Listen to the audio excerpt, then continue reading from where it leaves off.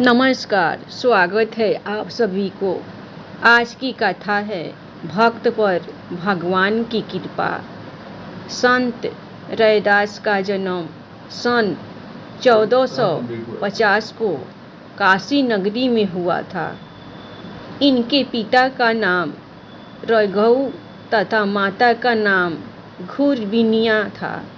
ये जाति से चमगादड़ थे तथा जूते बनाने का काम किया करते थे। रैदास जी की बचपन से ही भगवान की भक्ति और साधु सेवा में विशेष रुचि हो गई थी। थोड़ा बड़ा होने पर उन्होंने भी अपने पिता का व्यवसाय अपना लिया और जूते बनाने का काम करने लगे। कुछ समय बाद उनका विवाह भी कर दिया गया।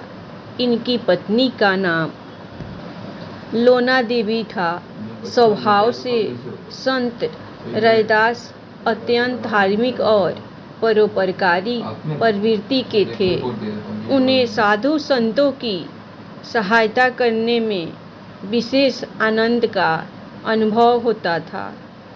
वे अपने काय से जो भी कमाते थे उसे साधु संतों के सेवा पर खर्च कर देते थे तथा अक्सर साधु संतों को बिना मूल्य लिए ही जूते दान कर दिया करते थे।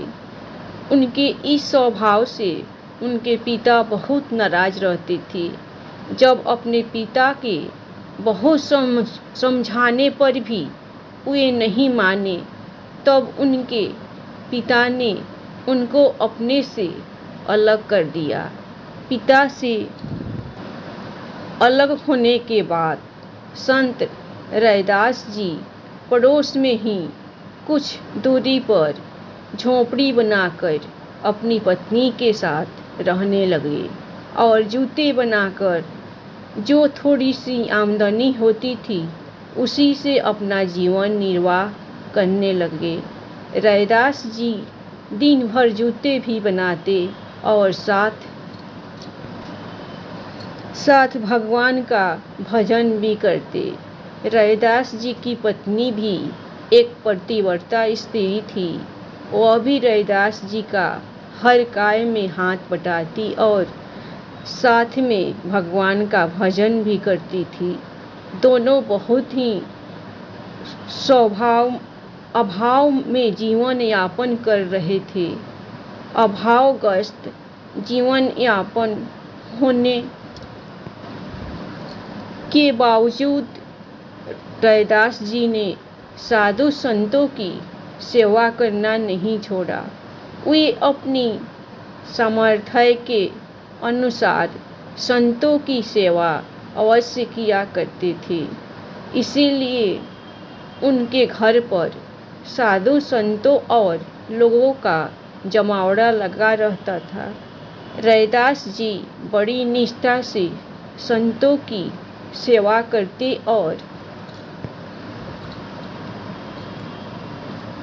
पूछने लग गई। उन्हें बड़े प्रेम से भगवान के भजन गाकर सुनाया करते। एक दिन श्री भगवान को संत रैदास जी दरिद्रता देखकर बहुत दुख हुआ और वे एक साधु का रूप धारण करके रैदास जी के पास पहुँचे। साधु रूप में श्री भगवान ने रैदास जी को पारस पत्थर देना चाहा। साधु ने पारस पत्थर का चमत्कार दिखाने के लिए उनकी लोहे से बनी चमड़ा काटने की रौपी को पारस पत्थर से छूकर सोने का बना दिया और पारस पत्थर को रख लेने का आग्रह करने लगे। परंतु रैदास जी ने कहा, जिसके हृदय में भगवान की भक्ति का अमूल्य धन मौजूद है उसे पारस पत्थर की क्या जरूरत है। ऐसा कहकर उन्होंने पारस पत्थर लेने से इनकार कर दिया।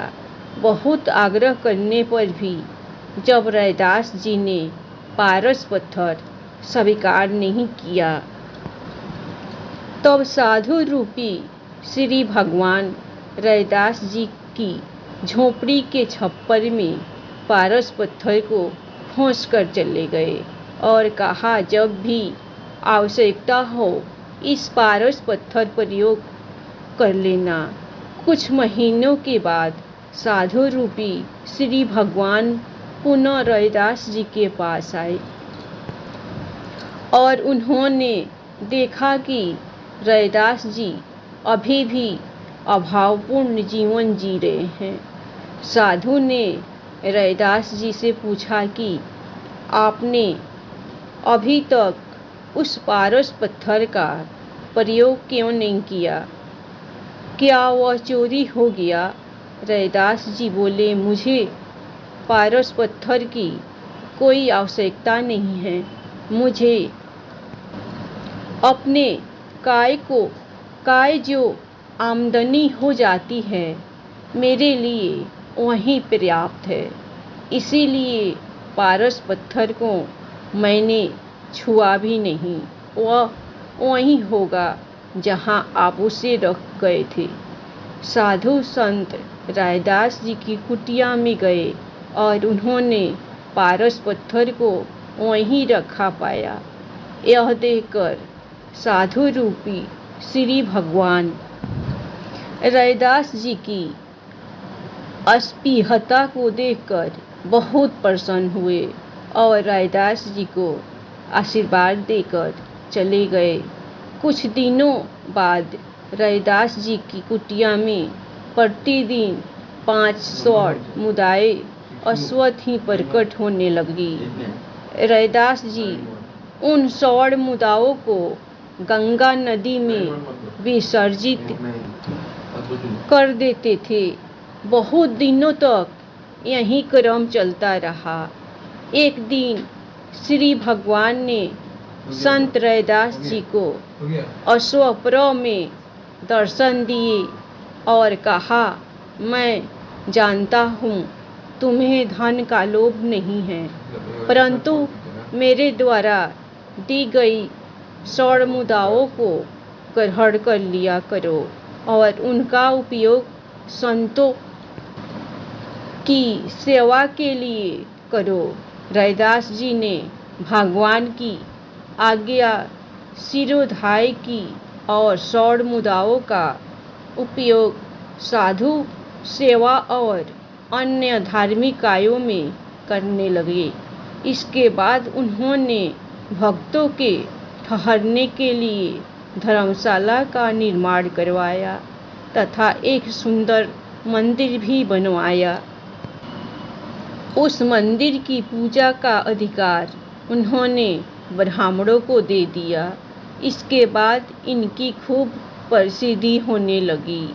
दूर दूर से लोग इनके दर्शनों को आने लगे। एक ब्राह्मण नित्य प्रति राजा की तरफ से गंगा जी की पुष्प अर्पित करने जाया करता था तथा मार्ग में संत रैदास जी से भी मिलता। एक दिन रैदास जी ने उस ब्राह्मण को 2 पैसे देकर कहा कि महाराज, आप प्रतिदिन राजा की तरफ से गंगा जी की पुष्प अर्पित करने जाते हैं, तो आज मेरी तरफ से ये 2 पैसे भी गंगा जी को अर्पित करना और वे जो कुछ कहे सो मुझे आकर बता देना। ब्राह्मण उनसे 2 पैसे लेकर चला गया।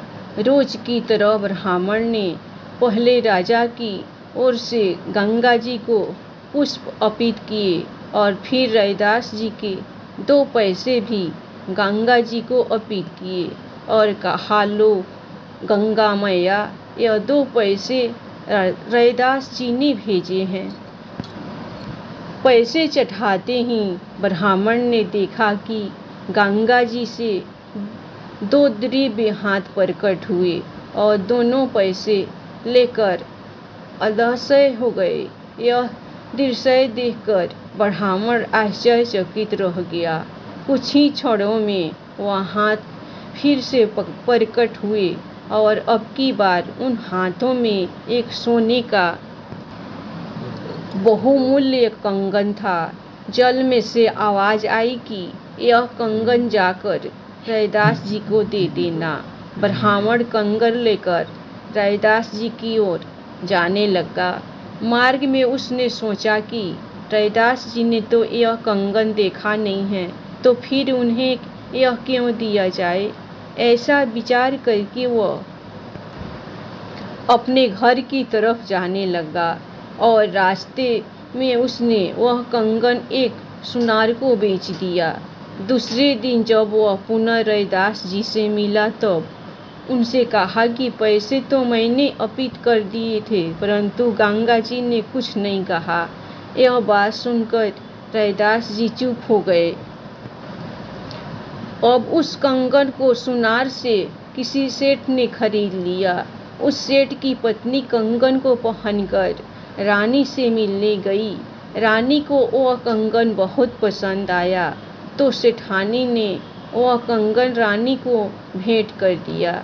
फिर रानी ने वह कंगन राजा को दिखाया और उसी के जैसा एक और कंगन बनवा देने का आग्रह किया। राजा ने अपने राज्य के सभी प्रमुख सुनारों को बुलाकर वैसा ही एक और कंगन बनाने की आज्ञा दी। तब सुनारों ने कहा, महाराज, ऐसा लगता है कि इस पर तो ईश्वर ने स्वयं कारीगरी की है।